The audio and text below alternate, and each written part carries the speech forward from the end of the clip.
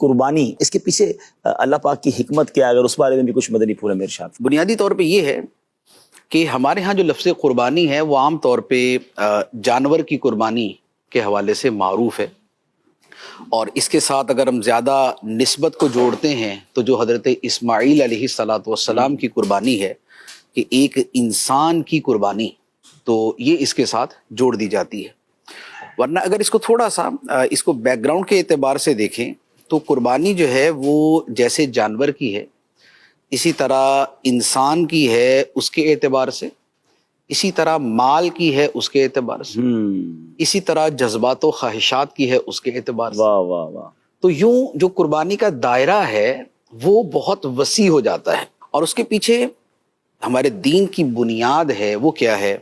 ایک تو معروف آیت مبارکہ ہے جو فرمایا قل ان صلاتی و نسکی و محیای و مماتی للہ رب العالمین، واہ واہ واہ۔ کہ اے حبیب تم فرما دو بے شک میری نماز اور میری قربانی اور میرا جینا اور میرا مرنا سب اللہ کے لیے ہے جو سارے جہانوں کا پالنے والا ہے۔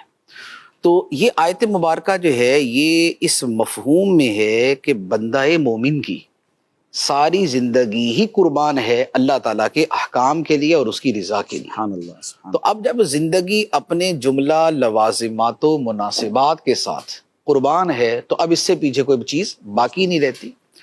دوسری بات ایک اور آیت مبارکہ ہے اور وہ بڑی خوبصورت ہے، اس میں اسی مفہوم کو کچھ زیادہ واضح کیا گیا ہے۔ وہ یہ ہے کہ قرآن پاک میں ہے اللہ تعالیٰ ارشاد فرماتا ہے ان اللہ اشتری من المؤمنین انفسهم واموالهم بان لهم الجنہ، واہ۔ بے شک اللہ نے مومنوں سے ان کی جانیں اور ان کے مال خرید لیے اس بدلے میں کہ ان کے لیے جنت ہے۔ تو جنت صلہ ہے اور بدلہ ہے، اور اس کے لیے قربانی دینی پڑتی ہے جان کی اور مال کی۔ سبحان اللہ۔ تو یہ جان اور مال کی جو قربانی ہے تو یہ بنیادی طور پہ یہ دونوں ہی صورتوں پر مشتمل ہے۔ اچھا، اسی طرح پھر ایک تیسری آیت مبارکہ ہے، اس میں بھی جو جان اللہ تعالیٰ کے لیے پیش کرنا ہے اس کے حوالے سے کلام ہے۔ فرمایا وَمِنَ النَّاسِ مَن يَشْرِي نَفْسَهُ ابْتِغَاءَ مَرْضَاتِ اللَّهِ، کہ لوگوں میں سے کوئی وہ ہے جو اللہ کی خوشنودی کی طلب میں، اللہ کی خوشنودی کی تلاش میں اپنی جان کو بیچ دیتا ہے۔ یہ ان صحابہ کرام کے بارے میں تھی کہ جنہوں نے اپنے مال، اپنی جانیں اللہ کے لیے قربان کی، واہ۔ اور یہ کیوں تھا؟ ابتغاء مرضات اللہ، اللہ کی خوشنودی کی تلاش کے لیے۔